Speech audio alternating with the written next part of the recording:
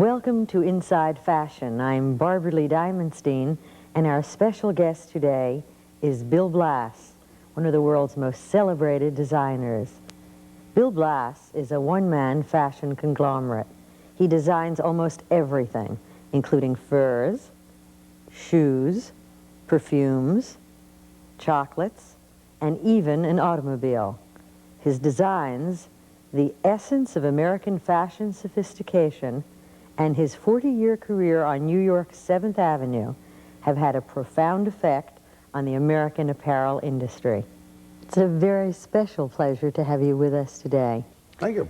How does a high school football player from Fort Wayne, Indiana, grow up to become a celebrated fashion designer on New York's 7th Avenue? I think it has something to do with coming from Indiana, you know, Barbara Lee, because it isn't that unusual. Norell is from Indiana, Halston. Legendary Mambouche, who was Maine Barker in those days, was from Indiana. But the one thing I think we did have in common is we had to get the hell out of Indiana. Well, how old were you when you decided to get out of Indiana and into fashion? Well, happily, I'm one of those people who knew from an early time what I wanted to do. I think, don't forget, this was the legendary time of the Depression, when for 15 cents on a Saturday afternoon you could go to the movies. You could see Carole Lombard and Dietrich and Garbo and those people, and I knew that somehow or other making clothes for people of that sort was going to be the most exciting life in the world for me. So from that time on, when I was very, very young, I started sketching and sending sketches to New York manufacturers, selling them actually. And then when I was 18, I actually did come here to go to school and eventually to work. 18 years old and ready to conquer New York. How'd you do it? Well, I went to school, as I say, but I've always sketched, and I sold sketches even as a young lad. There was no trouble at all getting a job on 7th Avenue. In those days, too, 7th Avenue houses, such as the one I have now, employed a whole bevy of designers. There would be 2 or 3 head designers and many assistants. So there was always need and room for additional design staff. Unlike many other designers, you never worked for a Paris couture house. My one regret, too, damn it. After I finally did get to Paris during the war, I realized that would be the sensational idea, to come back there and really have some period of working in a design house in Paris. In those days, the French designers loved the idea of having American kids work there. Do you suppose your work would be different today if you had apprenticed to one of the great Paris fashion designers? I think that technically it might. I don't think that my basic approach to fashion would have changed so much, because as I go over the sketches that I did even as a youngster, they're still reminiscent of what I'm doing now. The only thing I think that would have been invaluable is the technique, which you learn in a Paris house. Well, how does your current notion of fashion differ from those teenage dreams in Indiana? Well, really not wildly. I had a kind of idea that the one thing you wanted to do is make women the most glamorous that you could possibly make them. I knew nothing about the lifestyle, certainly, of the people that I visualized in my sketches of that period, but that was what I attained to. I think that it was just an idea I had in my mind. Your dreams of designing for Dietrich and Garbo were a very strong influence on you, Bill. Did you ever design for the movies once you yourself became so well known? No, the funny thing, the only time I ever did it was for a friend of mine, Jean Tierney, and she was making a comeback, and she asked me to do her clothes. I've always stayed away from it. I don't even like doing film. I don't even like doing clothes for the stage particularly, because actresses are such a pain in the ass. But nevertheless, it was fun doing the clothes for Tierney, and I've done clothes for Streisand, which was an extraordinary experience because she's so knowledgeable about it. But for the most part, actresses. What do you mean knowledgeable about it? She knew instinctively more about fashion than almost anybody I've ever met. She certainly knew about her own body and her own good points. She was an exciting woman to dress. There are a number of famous women who wear your styles, but who's the typical American woman who buys your clothes? Well, she's a composite, really, of a lot of... I make a lot of clothes for Mrs. Reagan, and who's this tall, and a lot of clothes for Mrs. Kissinger, who's that tall. And yet, the woman that I sort of keep in mind, not my mannequin that I fit on, mind you, but it's a woman that's a composite of customers from San Francisco to Texas to Detroit to New York. I think it's a mistake to have the image of only one woman in mind. Frankly, it's always been my opinion that one of the problems about women designers is the fact that they do tend to design in their own image. They rarely design anything that they themselves cannot wear. It's the reason, for instance, that a Madame Grey has never changed her style, nor did Chanel. Well, you do dress a lot of rich and famous women, but how do they differ from the not so rich and not so famous? Well, mainly the rich have exposure, God knows, to more in the way of clothes and life and atmosphere in general than the average person. Their needs are, quite honestly, different. They go more places. They have more things to do. Today, that's less true than it was once, because most of these so-called very rich women still work. They do something. And I think that probably the biggest influence in clothes in the last decade, the last 10 years, has been in the working woman. What clothes have to do for you is your business, or even if they're charitable business hours. How has that influenced the way you design? Well, there's a certain classic quality that must come in, certainly in the clothes that one wears in the daytime. They must go from one season to another. You can retire them, mind you, and then bring them back again. How many seasons are there? 2, hot, cold. And what do we do in between? You make do. That's what most of us do all the time anyway. Those are the times that you wear sort of so-called transitional things, that a lightweight chalet dress, blouses, skirts, things of that sort. But really the idea of major seasonal colors or changes in clothes is ridiculous. We've long realized that the white suit probably has replaced the little black dress. I think a lot of people would be interested to know, what is the price range of your clothes? Well, they start about $1,500 and go to $6,000, $7,000. Then, What of course, costs $7,000? something with some sable on it. Must be a lot of sable. Not huh? so much. Do you sell a lot of those? Yep. Our $5,000 evening dresses, beaded, embroidered, are among the biggest selling things we have. Why do they cost so much? Is it the fabric, the labor? They're hand beaded, and because I refuse to have the clothes made in Hong Kong or Taiwan or some place like that, they're made here, 8th or 9th Avenue. Even my knits are made by Little Women in Ohio and Michigan. I'm an avid believer that we have to have clothes made in this country, Barbara Lee. Therefore, we pay more money. Labor is higher in this city than it is any place else. I'm a big supporter of the union, and I think they should be paid more. But the cost of the labor and the cost of the fabrication is what makes them expensive. Well, high style has always been expensive, so that hasn't changed. Perhaps you'd tell us what has changed since you've been involved in the fashion industry. Well, the main change is, of course, that in the days when I first started out, all the major houses were owned by manufacturers. The so-called names of Nettie Rosenstein or Hattie Carnegie not indicate that they were, it perhaps indicated that they were designers, but in reality they were not. Hattie Carnegie employed a whole stable of designers, Norell among them. The major change, of course, has been designer ownership in my time, and this has really only happened in the last decade.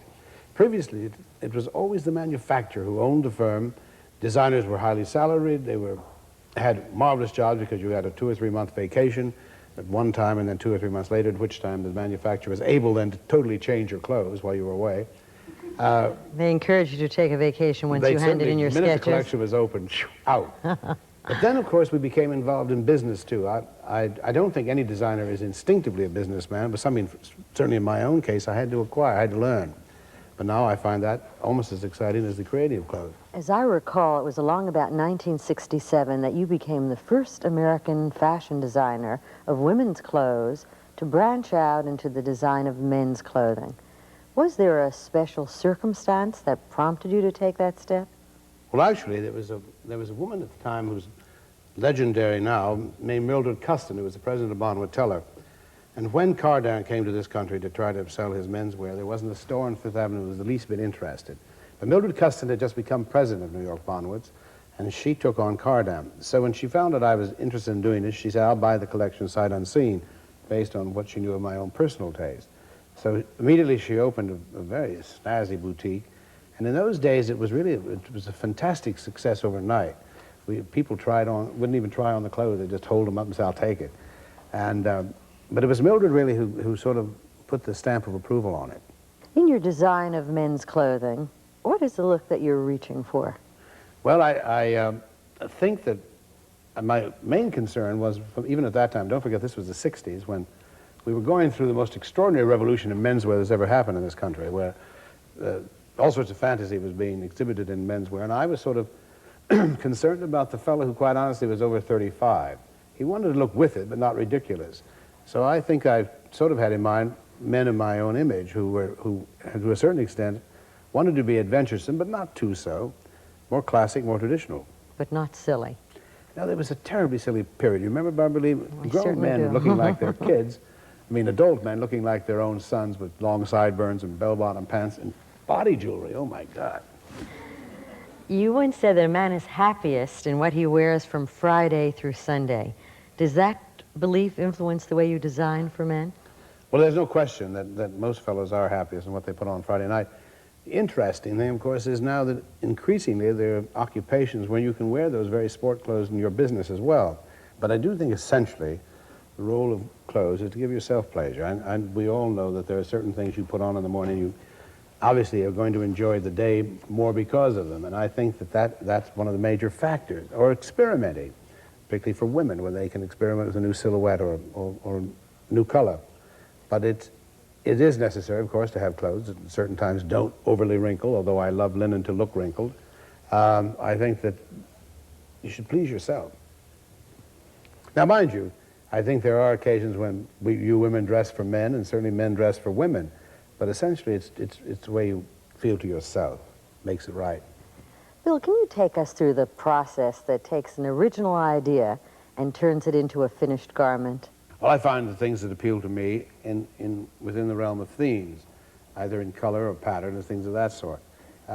Once the charts are made up of this fabric purchase, then ideas come to me. I won't actually start the fall collection until probably January or December, but little sketches are made. You know, I make sketches on my table by my bed or on the plane or in the car, all the time, little ideas that then I'm transferred to a larger pad when I get to the office and given to my assistants with the swatch of the designated fabric. Often, then we do drape, or we find that when an actual garment is made up, it didn't work out well. Fittings take a lot of time. They're important and the thing I like the best. Why do you like that the best? Well, that's the time when you really think you're being a genius, and that's rewarding, because if it turns out well, the day turns out well because the fittings have gone well. You seem to be designing just about everything these days. How do you find the time to still come up with a new line at least twice each year? Well, that is the least difficult and at the same time the most complicated and competitive, but it's the most stimulating. There is loads of time for that. You make time for the things you really enjoy doing, and of course designing the so-called couture line as well as Blass Sport really is the most stimulating part of my business. Bill Blass has about 32 or 33 licensees, as I recall. Do you manage to have a hand in every aspect of every design? Yeah. You know, the public can spot immediately when a sheet or a scarf, no matter what the product is, I say it doesn't look like you. And you really do have to, though I have numerous assistants and a great deal of help, the overall thing has to be my decision and have my stamp of approval. Obviously, it all started with the dresses, Bill. But if you didn't keep up the dress line, do you think you'd still have all the licensees? No, I doubt it. Obviously, the couture part of the business is the smallest financially, but it's the umbrella for all the other things. Certainly, it's the thing that attracts the other 32 licensees. Thing that currently excites me about as much as anything is the interest in Japan. We've had our clothes there now for 3 years. And this fall, I'll have some 35 or 40 boutiques in Osaka, Tokyo, and Naga, and the rest of the country. I now go there at least once a year, usually twice. I see now the emergence of the American designer on an international scale. That, I think, is the new stimulation. That's why I really don't want any more licensees here. I want to see the business continue to grow in an international way. With all of your experience, both in fashion and in travel, do you have any suggestions for the rest of us about how to organize a wardrobe for travel that really works? Well, I'm the biggest believer, if you're going to go any place for any length of time, in taking everything you got. I don't think there's anything that makes a woman... That's how most of us pack. We want a better way to go about it. No, it's the only way. Nothing is worse for a gal than to go someplace and realize that she didn't bring that favorite evening dress, and she has the occasion to wear it. And the same thing applies to a guy not taking his dinner jacket if there's a possibility that he may have a very exciting date someplace. So I'm the worst person in the world to advise about packing. I don't pack myself, and I think you take everything. How about some advice on how to take care of clothes? Well, one thing, no matter how fond you are of something, don't wear it every day. Clothes need to relax and breathe, too. Try not to send clothes to the cleaner if you can help it. If you can spot clean them after you've worn them, something of that sort. Cleaning is devastating on clothes. But essentially just vary them so that you give them a rest and they will hold up longer. Anyway, I don't mind certain clothes looking really quite beat up. My sweaters are all raveled because I have 2 dogs, and I don't mind that at all. That's very comforting for all of us. And we'll be right back with Bill Blass.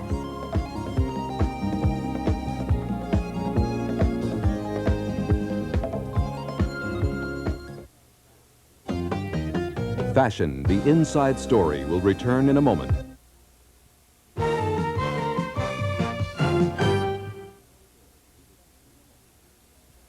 We now return to Fashion, the inside story.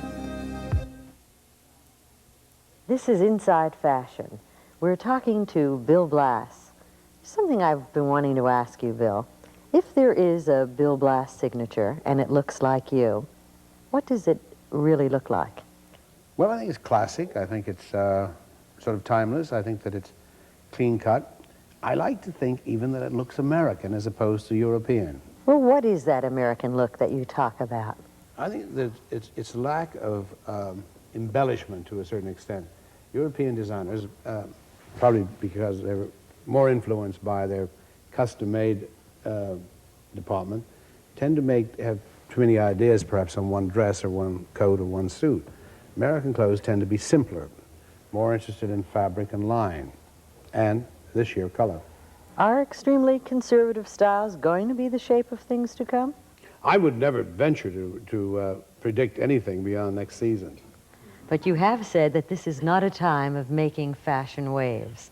What did you mean by that, and what will you predict for next season? Well, I don't think it's a time to make major fashion waves as far as silhouette or things of that are concerned. I think the biggest change will be that the return to the waistline, that clothes will be, even your suits will be nipped again, but probably color, the return of bright, vivid color. We've had so many season after season of dour, sad colors that I think that you come to this spring, you'll see the brightest chrome, yellow, red, purple, blue, green. Americans and the world now, according to Paris's and Italy's current collections are any indication, we'll see a return to vivid color. Is there anything that you haven't designed yet that you'd care to? Well, I'd like to get involved in airplane design. I think that most of them are so depressing. You mean the interiors? Interior, yes. What would you do if you had your druthers?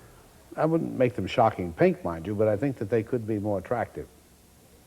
Have you ever designed for Airline Stewardess? Yes, I did American Airlines for about 10 years. Very, very disappointing experience. First of all, they used the most awful polyester fabric. While we had nifty blazers and shirts and ties for the gals and a variety of raincoats and things, by the time they were reinterpreted in what I considered third-rate fabrics, they lost a lot of their appeal. But is that of necessity? I can't imagine someone serving food in a silk blouse and a velvet skirt. No, I guess you're right. They have to. It's pretty much a matter of necessity. Is it all still fun? Yes, it is still stimulating. I can't imagine being in any other business. It has always seemed to me that the opportunity to meet interesting, exciting people have come about through this business. I always, as I said earlier, I wanted to go out and meet the customer, and I have, and that's gratifying and fun too. Most of them are my friends. The shows at the Pierre are crowded with pals as well as buyers. Why don't we take a look at a Bill Blass fashion show at the Pierre Hotel in New York City?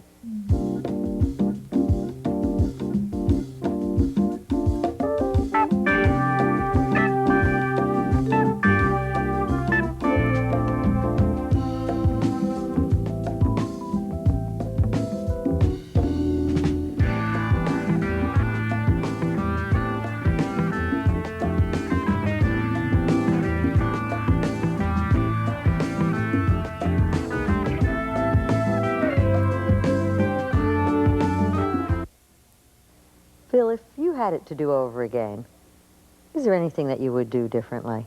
Well, I think that with the exception of after the 3.5 years in the Army, I would have had a year or two apprenticeship in Europe, just to have had a taste of that, to have acquired some of that legendary thing that France has. After all, they invented making clothes in the sense that the first couture houses, such as Worth, did come about from there.